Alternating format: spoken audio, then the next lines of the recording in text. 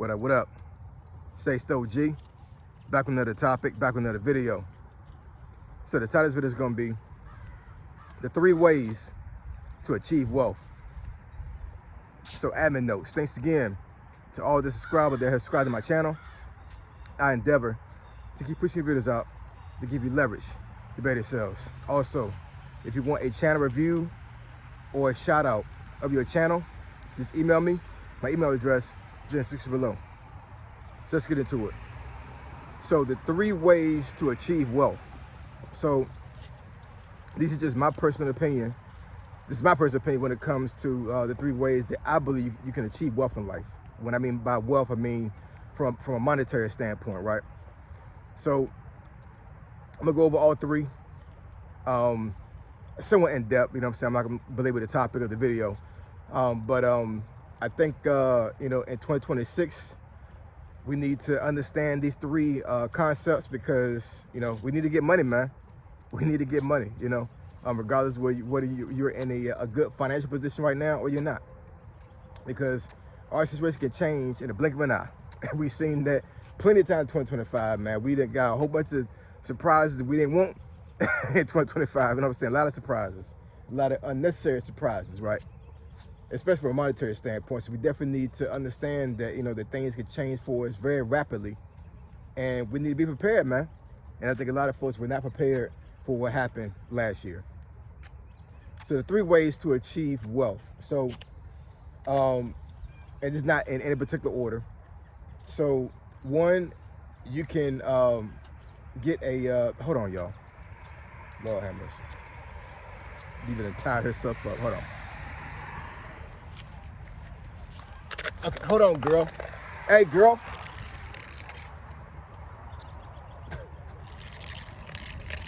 Deeper. Shit. Okay, good Lord. She about to run off. This girl is quick. But yeah, the one of the ways is you can get a higher paying job. Not a high paying job, a higher paying job, meaning that we all have our established cost of living. For example, you may be a person that can live off of $5 grand a month easily, right? Whether you are single or have a family, and you go for a job that's going to pay you maybe like $7-8 grand a month, right? And you take the extra money and you either save it and or invest it, right? Over time, you learn how investing works, and then eventually, that interest start to compound, and then years and years and years pass, and you'll achieve some type of wealth, right? Second way is to start a business. I said this the whole first year I was on YouTube. When my channel was first named financefitnessfolk, I was stressing that so wholeheartedly the whole time, the whole year. Start a business. It's not the easiest way to achieve wealth, but it's definitely a way that you can get there, and it's the normal way that folks get there. For the most part, most of your millionaires and most of anybody that has some type of wealth in their life, more likely had a business behind it. That's just a fact. You know what I'm saying? You don't get wealthy off a 9-to-5 job. Now, when I said earlier about getting a higher paying job, the higher paying job doesn't get you wealth. What you do with that higher paying job, when it comes to how you invest your money and save your money, that is what gets you wealth. Because a 9-to-5 job will never pay you your full potential, ever. It just won't. I don't care if you are getting paid right now $500 grand. Who's to say that you're worth $500 grand? You could be worth more than that, right? You know what I'm saying? So a job is only going to pay you what they think you're worth, not what you think you're worth, right? And the third way is inheritance, meaning that somebody that's close to you passes away, and then they leave you an inheritance through insurance, and then you use that money as leverage to build yourself some wealth. And same concept, you either save it or you invest it, right? Now let's talk about inheritance first, get that out the way.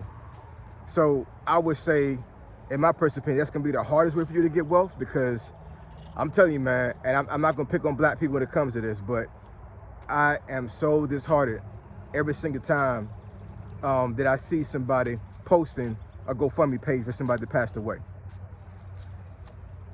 It's crazy. Every single time I see something like that, I feel for the family, but inside to a certain degree, I kind of cringe because, and I don't know everybody's situation. So you got some folks out there that passed away that they literally could not afford to pay for insurance. So I totally get that.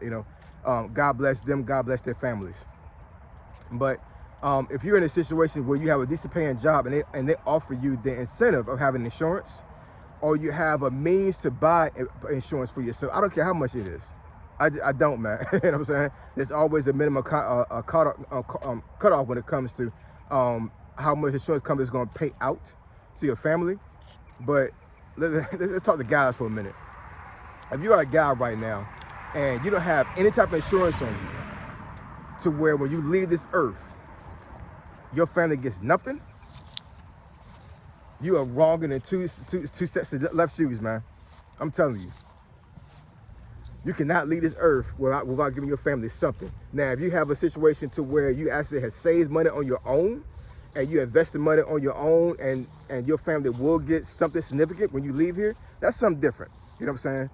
But the reality is that most men out here in America are not in that position. They're just not. You know what I'm saying? You got, I would say if I had to take a guess when it comes to percentages, I would say probably like less than 1% of the population invest money. Because you can read up on stats where less than 0.5% of the population can't even pay for an emergency, whether it be 500 or 1,000. You know what I'm saying? So I can only assume and guess that the same amount of people don't know how to invest or are investing in the money, right? So when you have insurance on yourself, man, it is an irresponsibility on your part, especially if you have the means to buy insurance, right? Now, if you're in a situation to where, like, you started to try to get insurance and you have some health issues and insurance companies refuse to give you insurance, that's something different too. You know what I'm saying? Like, I would say keep trying or learn how to invest. Do something, man. Do something. When I leave this earth, trust and believe, my wife's going to be straight and all my 3 kids going to be straight. They're going to get something, right? My wife is going to be set for life. You know what I'm saying? Now, as far as like my 3 kids, they will receive something significant to where, like, hopefully they do the right thing and use it to their advantage to build themselves some wealth. But my family's going to get something when I leave here. They will. There will be no GoFundMe page.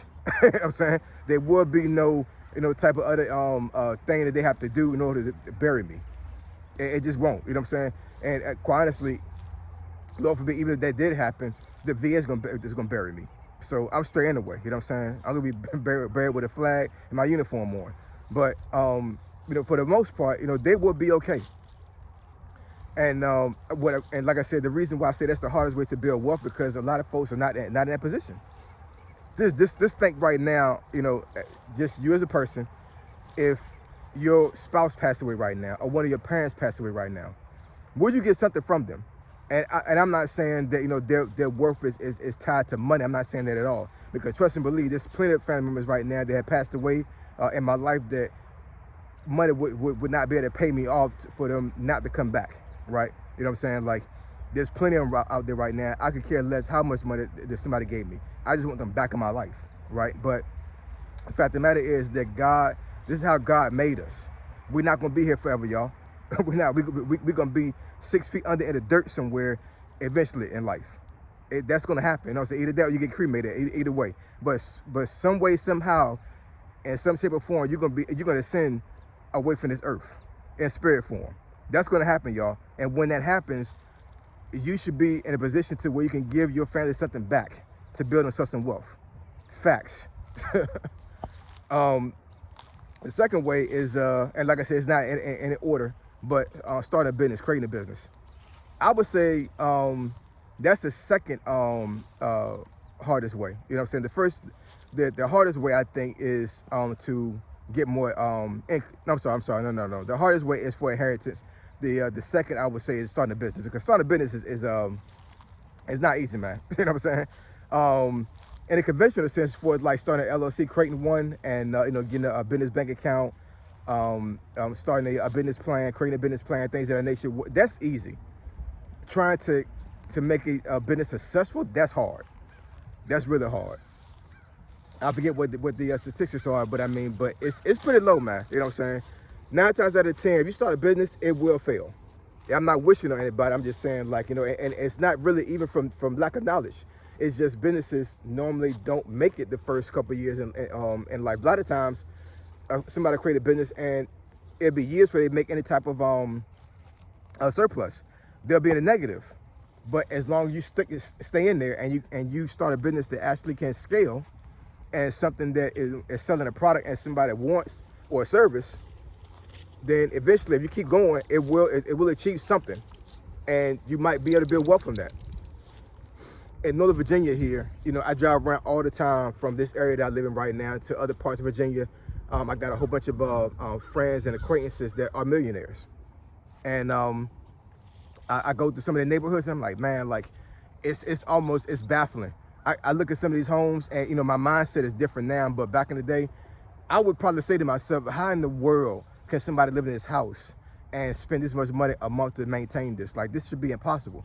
And there's hundreds of them in this neighborhood. Like, how many folks are rich around here? This is crazy, you know what I'm saying? But I understand why.